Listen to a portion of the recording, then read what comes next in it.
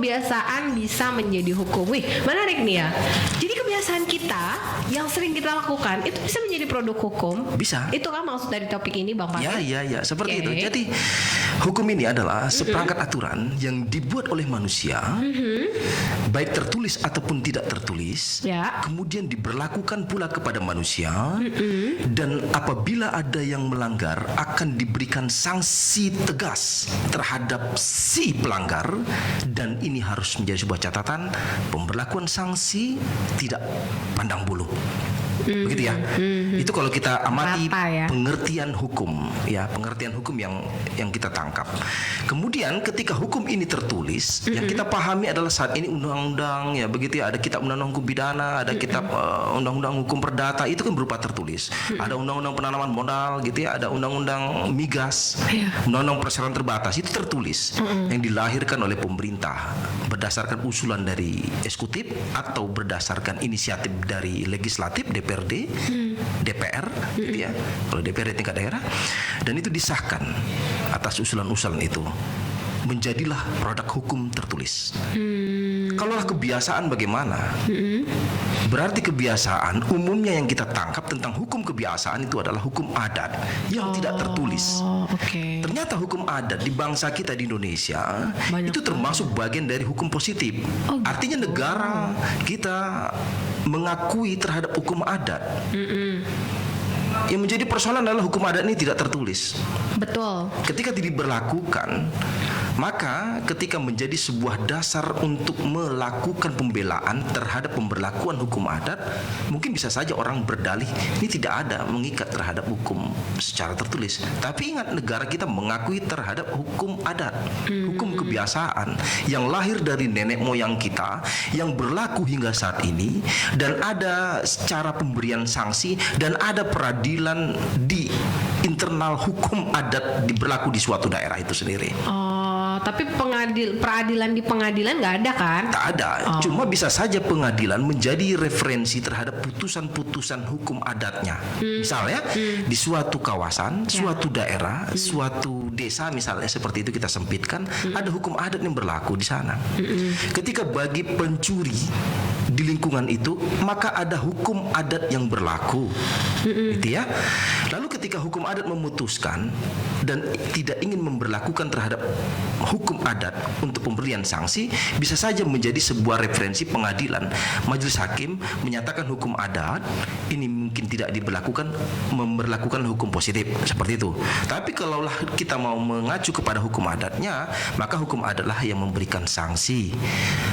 Majelis-majelis kerapatan adatnya lah yang memberikan sanksi terhadap pelaku-pelaku pelanggaran hukum adat. Oke. Seperti beberapa waktu lalu di Riau, gitu ya, ada pemberlakuan hukum adat terhadap orang yang melanggar, seperti tarian-tarian yang diselenggarakan sebuah organisasi di Pekanbaru. Ya, tarian itu dinilai erotis, gitu ya, dan melanggar hukum adat di Melayu. Dan akhirnya ada pemberian sanksi terhadap pelanggaran itu dengan memberikan apa? Saya baca itu, apakah itu pemotongan kerbau ya di lembaga adat Melayu itu ya. Lalu ada semacam perhelatan khusus yang diselenggarakan sebagai bentuk pemberlakuan sanksi bagi pelaku pelanggaran hukum adat Melayu. Nah, hukum ini tidak dapat kita pungkiri, bisa saja itu bisa berlaku terhadap kita yang bukan memahami tentang suatu daerah itu. Misalnya kita masuk di pada suatu daerah yang kita tidak tahu ada hukum adat di sana. Ya. Lalu ada sanksi-sanksi bagi melanggar, gitu. Dan kita tidak tahu tentang ada hukum adat di sana. Makanya ketika kita ingin masuk pada sebuah kampung, pada sebuah tempat, kita harus cari tahu tentang hukum adatnya di sana. Di mana bumi dipijak, di situ langit dijunjung. Pepatah itu masih berlaku saat ini. Begitu ya. Terutama bagi mahasiswa-mahasiswi KKN di suatu daerah, masuk di sebuah desa, dia akan menyelenggarakan pengabdian kepada masyarakat. Tanyakan tentang hukum-hukum adat yang ada di sana, kebiasaan-kebiasaan di sana. Jangan nanti toh kita menganggap kita bertempat tinggal di Pekanbaru, ketika masuk di sebuah kampung kita melakukan apa saja seenaknya, dengan mengindahkan hukum-hukum adat yang ada di sana. Akhirnya kita langgar lah. Kita langgar dan ada sanksi terhadap kita yang melanggar. Iya, Contoh, misalnya kita mandi di sungai tanpa mengenakan ada menutupi badan gitu ya. Sarung lah misalnya ya. Ya, harusnya ada basahan lah kata orang kampung kan yang menutupi badan. Laki-laki misalkan juga harus mewajibkan menutupi badan atau tidak boleh telanjang bulat pada saat mandi di sungai gitu kan. Ya harus melakukan seperti itu. Harus ditutup gitu. Itu hukumnya begitu. Di desa Bulu Cina, kan di situ ada hutan. Ada. Iya. Hukum adatnya berlaku di sana. Bagi siapa saja yang masuk setelah menyeberangi sungai, lalu kita masuk di kawasan desa Bulu Cina itu, itu ada aturan-aturan yang mengikat. Justru diumumkan di sana tentang bagaimana kita harus patuh terhadap peraturan yang ada. Dan ada pemberlakuan sanksi dan ada tempat khusus untuk penerapan sanksi bagi si pelanggar. Di sana saya pernah diarahkan itu tidak boleh mengenakan singlet masuk ke hutan. Jangan mematah ranting. Jangan berburu. Jangan menebang. Jangan mengambil ikan selain dari memancing. Aturan itu ada. Jadi ketika kita masuk di hutan-hutan, lalu kita ingin niatnya baik agar jalannya mulus ya, tidak terhalang oleh ranting-ranting dan pohon-pohon yang melintang, kita potong, kita tebang. Padahal itu nggak boleh ya. Padahal itu ada sanksi untuk tidak melakukan apa saja yang dijadikan larangan terhadap kampung itu.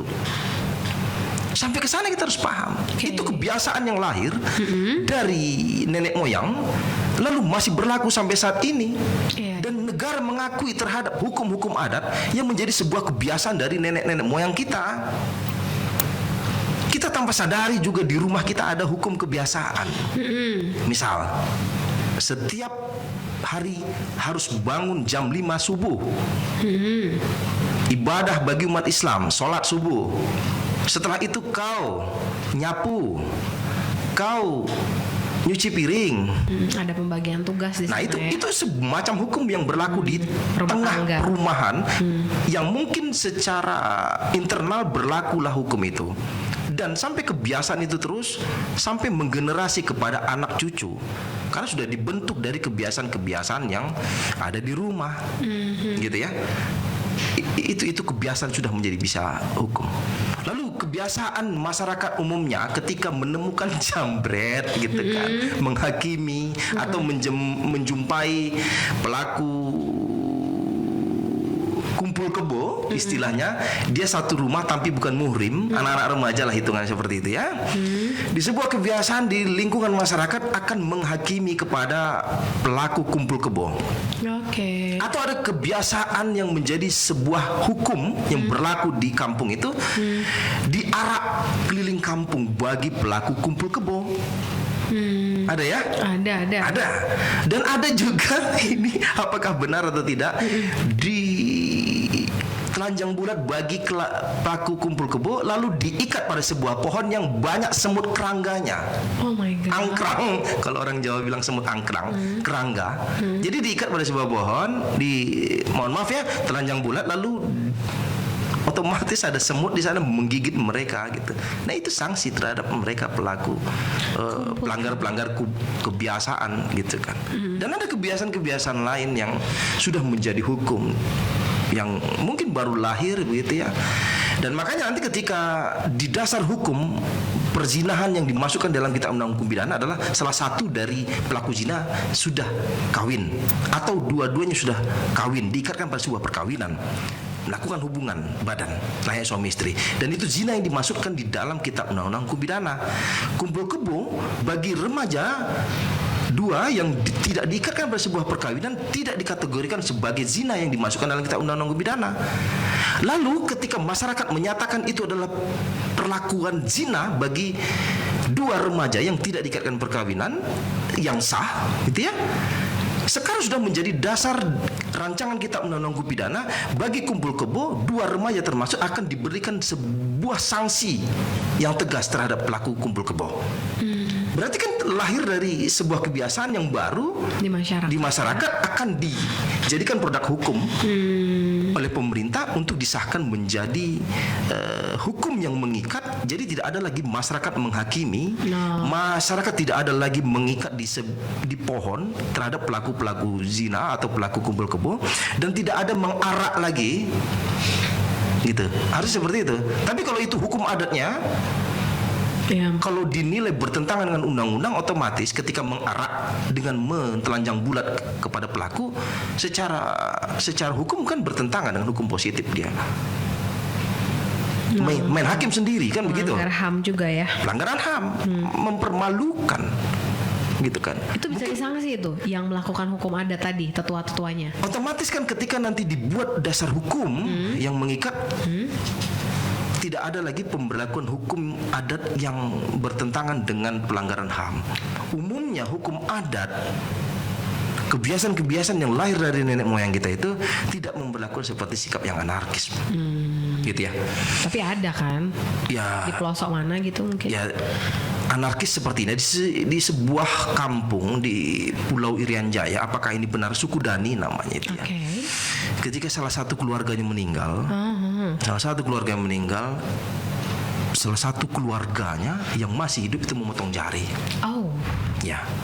Anarkis kah gitu kan? Tapi kalau merupakan sebuah hukum adat, gunanya apa ya itu? Yaitu menandakan bagian dari keluarga sudah meninggal. Ada satu keluarga sudah meninggal. Berarti semakin banyak keluarganya, semakin banyak pula jarinya habis. Nah itu dia, makanya apakah ini masih berlaku? Saya hanya sebatas membaca tentang hukum itu, gitu kan. Tapi itu berkembang ilmu hukum adat, begitu ya. Apakah masih akan diberlakukan? Apakah masih layak, gitu ya? Sehingga dengan pergeseran tentang keilmuan pemahaman dengan teknologi, kemudian pemahaman antara penting dan tidak untuk diberlakukan, saat ini sudah ada arah pergeseran tentang itu. Seperti apa yang saya tonton di bioskop itu tentang bapak yang memberlakukan kebiasaan di keluarga dan di kampung Toba itu. Ngeri-ngeri sedap. Ngeri-ngeri sedap itu ya. Itu kan ada kebiasaan hukum adat yang ada di Toba. Menerapkan terhadap anak-anaknya mengenai kebiasaan hukum adatnya, terhadap anak-anak yang sudah merantau, yang sudah dia sekolah tinggi di luar, lalu dia merasa komplain terhadap pemberlakuan kebiasaan di keluarga, gitu ya. Dan ternyata itu salah satu bentuk cara untuk pergeseran mengenai seorang anak laki-laki paling kecil lah yang harus merawat bapak dan ibunya, gitu ya. Harus tinggal di rumah bapak. Harus tinggal di rumah bapak dan ibunya. Ketika dia sibuk bekerja dan ada sebuah pengabdian yang lebih penting kepada masyarakat, gitu ya, dia menyampingkan tentang hukum adat di kampungnya yang menjadi sebuah dasar penekanan terhadap bapak dan ibunya terhadap anak-anaknya, tidak terima anak-anaknya untuk menerapkan kebiasaan itu. Otomatis kan ini ditonton oleh banyak orang dan penontonnya juga termasuk ramai, membuka cakrawala pemikiran anak-anak orang Batak. Kebiasaan itu tidak lagi diberlakukan, walaupun ini sebuah tonton semacam apa, mengasupi pikiran anak-anak orang Batak untuk tidak melakukan sikap orang tua yang sudah menggenerasi tentang bagaimana itu sudah menjadi sebuah kebiasaan di kampung itu, gitu. Bagaimana seorang peran anak perempuan di keturunan orang Batak, anak laki-laki pertama ketika lambat kawin, bagaimana sanksi moral bapak terhadap kawan-kawan yang lain, terhadap kebiasaan-kebiasaan di kampung ketika lebih dari umur sekian, gitu kan. Orang tua yang malu ketika anak belum kawin, Jess. Ini mohon maaf, ini bukan nyinggung kamu nih ya. Ini di film Anda yang barusan menyampaikan. Itu saya membuat ke arah saya jadinya. Padahal saya udah diam-diam aja nih ya. Kamu tertunduk pas aku bilang gitu. Enggak, saya nggak merasa tertunduk. Ini bercerita film ngeri-ngeri sedap itu. Berbicara mengenai kebiasaan. Jangan bahas saya juga ya. Gak usah ditubrokin dengan saya. Sebuah contoh. Sebuah contoh yang ada di depan saya. Gitu. Kebetulan saya di depan Anda ya. Kebetulan. Jadi kalau orang lain tidak akan saya sebutkan gitu. Terima kasih. Nah ini yang menjadi pemahaman bagi kita. akibat dari pergeseran pemahaman ya bagaimana tentang hukum kebiasaan itu kadang udah mulai dikesampingkan ketika lahirlah generasi milenial yang egonya kepada generasi itu muncul. Dan sampai saat ini masih banyak juga yang memberlakukan tentang hukum kebiasaan dan hukum adat yang ada di keluarganya dan ada di lingkungan di sana gitu. Mangan orang mangas yang penting ngumpul ngono kan. Itu kan orang Jawa. Jadi tak usahlah kau merantau, yang penting apapun kita susahnya hidup ini penting ngumpul. Masih bisa nggak diterapkan tentang metode kebiasaan dan hukum itu? Mungkin mangan orang mangan yang penting ngumpul. Jadi makna bagi orang yang tidak paham tentang perkembangan apa yang diharapkan pada sebuah kebiasaan dan hukum adat itu, bisa saja tahu dia tidak bekerja, yang penting di rumah saja. Atau dia hanya menjadi seorang petani, anak-anaknya misalkan ada lima jadi orang petani di kampung itu, yang penting pulang, ngumpul jangan pisah. Sebuah niat dan etiket baik bagaimana tentang istilah itu, apakah itu pepatah atau apa, yang penting itu bukan pepatah. Kalau pepatah sebuah niat baik kan ya. Di mana langit dijunjung itu, di mana bumi dipijak itu langit dijunjung, itu sebuah pepatah. Maksudnya ketika masuk pun kita di mana suatu daerah, kita harus patuh terhadap hukum yang berlaku di sana. Dari tadi kita sudah membahas tentang kebiasaan bisa menjadi hukum. Jadi ternyata kebiasaan-kebiasaan di masyarakat, termasuk hukum adat tadi ya Bang Parlin. Ya, termasuk hukum. Itu bisa menjadi produk hukum di pemerintah kita ya. Bisa kadang menjadi referensi terhadap pemerintah untuk memberlakukan. Ya, memberlakukan dicatatkan di dalam hukum positif kita. Baik. Ya, dijadikan itu referensi mengenai hukum-hukum yang tentunya layak untuk diberlakukan untuk saat ini. Ketika dia lebih ke tradisional lalu tidak terikat kepada sebuah perkembangan ilmu sekarang, perkembangan zaman sekarang, mungkin itu akan justru dikesampingkan. Tapi ketika dia layak, dia masih bisa diberlakukan, dan ini juga penting untuk dilaksanakan agar tidak ada kekosongan peraturan, maka kadang menjadi sebuah referensi itu dimasukkan. Ya seperti yang tadi lah. Bagaimana tentang hakimi sendiri gitu ya. Bagaimana tentang hukum yang tidak pernah ada. Ya, lalu ini penting ketika dia tidak diberlakukan, maka masyarakat akan menganggap ada kekosongan peraturan, kekosongan hukum. Agar tidak ada kekosongan hukum, makanya dibuat secara tertulis. Hukum adat kan hanya berlaku pada sebuah daerah tertentu. Hukum adat Melayu tidak akan bisa diberlakukan di hukum adatnya Minang. Minang juga demikian, tidak bisa diberlakukan di Jawa. Hanya di internal Minang, di internal Melayu, di internal Jawa, ya, di adat Papua, itu. Aceh, hanya di adat itu. Ketika dijadikan hukum konvensional, berlakulah produk hukum tertulisnya bangsa negara kita untuk diberlakukan seluruh masyarakat Indonesia, maka dibuat produk hukum secara tertulis yang disahkan oleh pemerintah, disosialisasikan, kemudian diberlakukan. Hukum adatnya hanya berlaku pada internal adat daerah pemukiman itu sendiri. Tidak bisa diberlakukan tempat lain.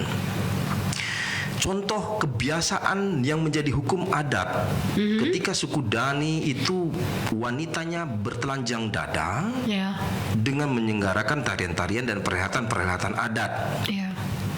Dan di sana anggap sebuah kebiasaan menarik, adat, tradisi, kesenian menarik bagi mereka.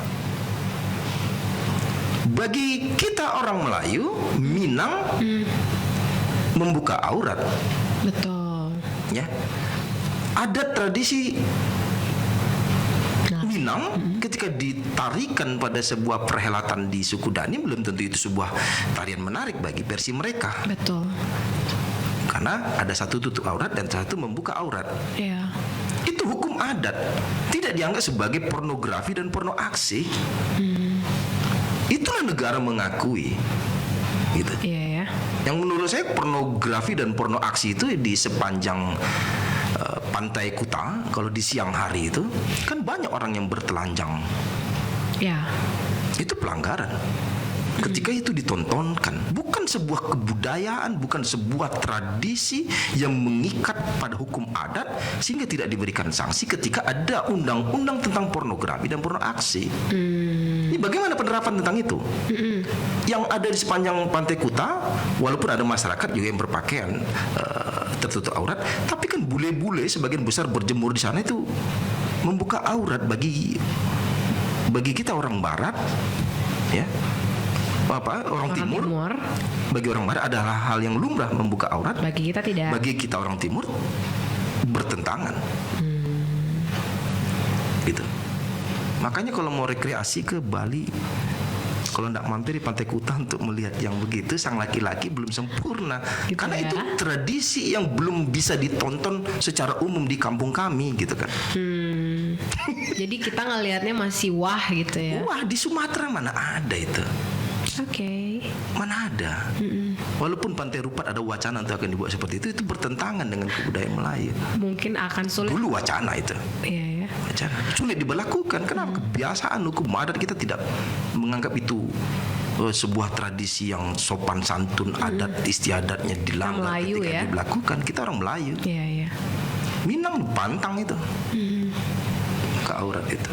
Baik. Banyak hukum yang menjadi sebuah ikatan terhadap kita agar itu menjadi sebuah pedoman yang diberlakukan kita agar menjadi lebih baik.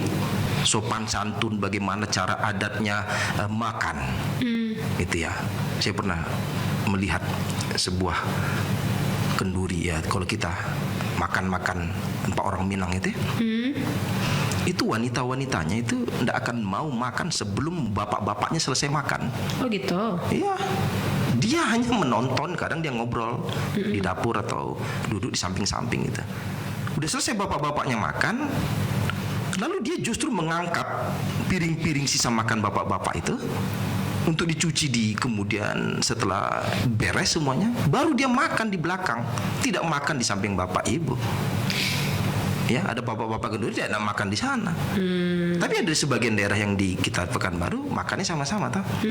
Bapak-bapak makan. Tapi ada sebuah perhelatan adat istiadat kecil yang di Sumatera Barat, Minang itu begitu tradisinya. Nggak boleh bareng makannya ya. Itu kebiasaan. Laki-laki. Dan anak-anak menggenerasi anak perempuan sekarang generasi di sana di tempat kampung istri saya itu. Pariaman. Saya orang Minang di Payakumbuh. Payakumbuh. Perbatasan Payakumbuh dengan 50 kota. Oke. Tidak mau makan. Anak-anak perempuan yang kecil-kecilnya pun demikian dilatih sampai dia kebiasaan besar gitu. Gitu. Jadi kemudian kalau kita masak sang istri gitu ya, dia belum berani makan menyentuh lauk-lauk yang sudah dihidangkan di meja makan, termasuk anak-anaknya sebelum bapaknya menyentuh makanan itu. Wah, patriarki sekali ya. Begitu, itu kebiasaan. Bagi kita diskriminasi ini, orang lapar kok. Ya namanya kita manusiawi, lapar harus makan sama, tidak memandang laki-laki. Tapi ini kebiasaan yang sudah menjadi hukum adat. Dan banyak yang lain lagi, Jess, yang kita tidak tahu, dan sampai kita pada saat suatu daerah berlaku tentang kebiasaan itu kita terkejut. Itu etika. Bagi suatu daerah etika, jangan menyentuh dulu makanan sebelum sang bapak menyentuh. Jangan makan dulu pada sebuah perhelatan sebelum laki-lakinya selesai makan. Dan banyak yang lain. Dan kita sebagai pendatang wajib mengikuti itu ya, karena itu yang berlaku. Jangan kita langgar karena dia dianggap tidak beretika. Iya. Hukum adat ini lahir dari nenek moyang itu untuk membentuk etika, membentuk karakter suatu daerah. Makanya setiap daerah itu memiliki khas tersendiri tentang karakter, memiliki khas tersendiri mengenai etika. Gitu. Maka orang timur beretika tinggi ketika ada orang barat datang lalu melihat kita ramah-ramah, menyaksikan kita begitu ramah dan sopan santun yang begitu kita junjung tinggi. Bagi orang bule itu sebuah kebiasaan yang mereka belum bisa dapat terima di kampung mereka di barat sana. Makanya mereka senang kesini ya. Makanya mereka senang sini.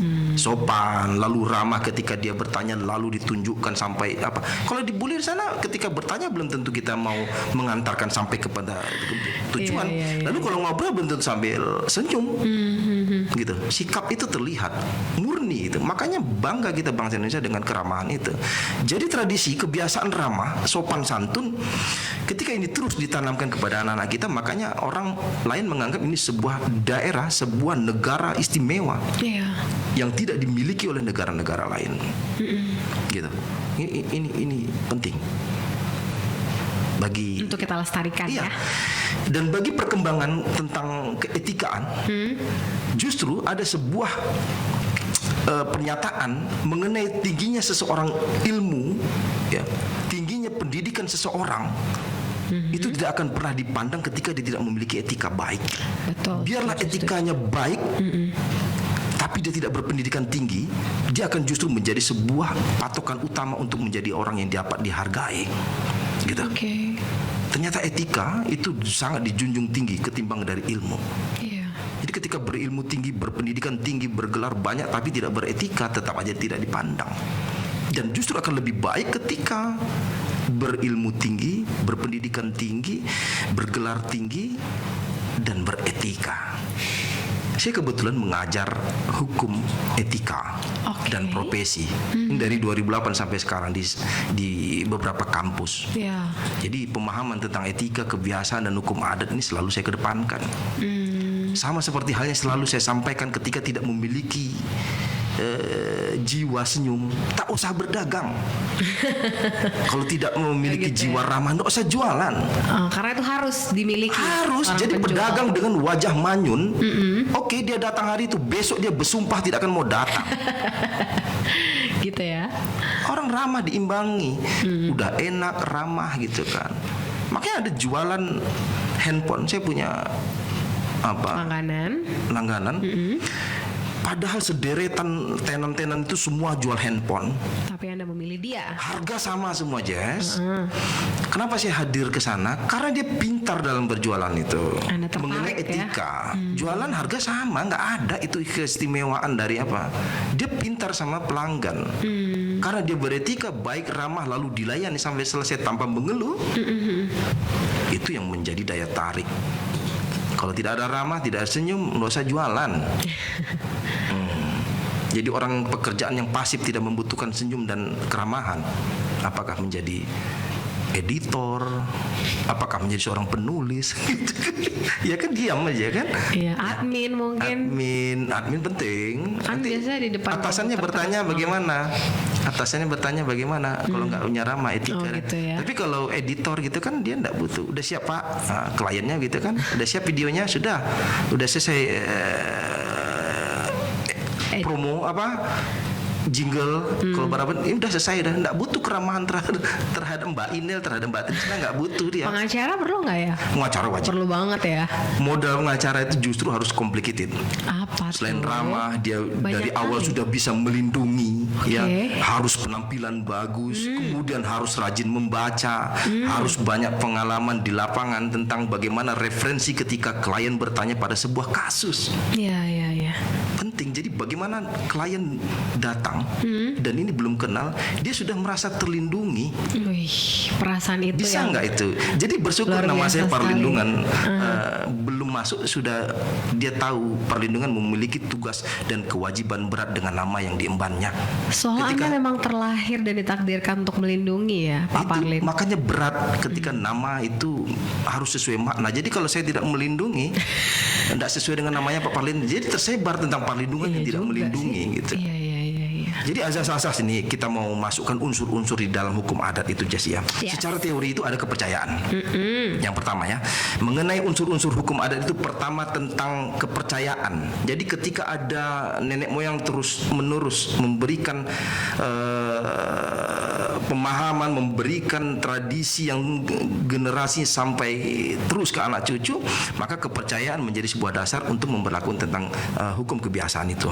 Kemudian untuk melaksanakan hukum adat, karena dia tidak tertulis, ya, maka dia lebih menggunakan keperasaan. Itu unsur-unsur hukum adat. Bagaimana tentang makanan harus tidak dimakan dulu sebelum bapak-bapaknya makan, harus ibu-ibunya, karena perasaan dikedepankan. Kemudian adalah tujuan pemberlakuan tentang hukum adat itu pasti untuk kepentingan dan pedoman dan menjadikan pembentukan etika dan karakter bagi masyarakat yang ada di sana. Kemudian ada kaidah-kaidah yang berlaku. Kaidah-kaidah pasti tidak bertentangan dengan bagaimana norma-norma, gitu ya. Bagaimana dengan orang melakukan pelanggaran kecil lalu harus dirajam? Tak mungkin. Harus dibunuh, harus dipukuli, disiksa, tidak. Nah, kaidah ini yang menjadi sebuah dasar tetap kemanusiaan yang dikedepankan ketika mau berlaku terhadap hukum adat itu sendiri. Kemudian ada pelaksanaan dan peranan.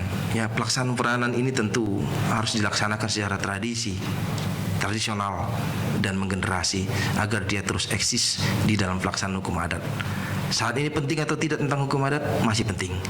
Karena dari hukum adat itu karakter pembentukan etika dan perasaan orang yang mengedepankan kepada kemanusiaan itu justru lebih tinggi, gitu ya. Beda dengan hukum positif, walaupun dia tidak tertulis, tapi etika dikedepankan. Ya. Kemudian ada sanksi. Hukum adat, walaupun dia tidak tertulis, pasti memuat sanksi bagi si pelanggar. Walaupun dia tidak mempenjara, sanksinya seperti hukum positif yang ada berlaku di Indonesia, tidak ada sanksi berupa hukuman mati misalkan ketika pelanggarannya adalah pelanggaran berat. Tetap saja hukum adat tidak tertulis tapi memuat sanksi. Sanksi-sanksinya apa? Apakah itu berupa denda? Nanti saya akan jelaskan tentang bagaimana penerapan sanksi hukum adat. Kemudian ada fasilitas, ya, fasilitas terhadap pelaksanaan dari hukum adat itu sendiri yang menjadikan sebuah dasar kelengkapan terhadap unsur-unsur hukum adat itu sendiri. Kita bacakan tentang bagaimana sanksi. Ini agak complicated nih. Iya. Saya pun tak sadar udah jam 11 ya. Kamu lirik-lirik jam. Silakan Pak Marlin. Jadi kalau sanksi-sanksi yang diselenggarakan, ya, sanksi-sanksi yang diselenggarakan terhadap hukum adat itu, walaupun dia tidak tertulis, sekali lagi dia memuat tentang sanksi. Sanksi yang pertama adalah nasihat. Ya, nasihat-nasihat itu. Makanya kalau ada pelanggaran terhadap hukum adat, nasihat menjadi dasar utama untuk melakukan pemberlakuan sanksi. Kemudian ada teguran. Ketika nasihat tidak berlaku, teguran.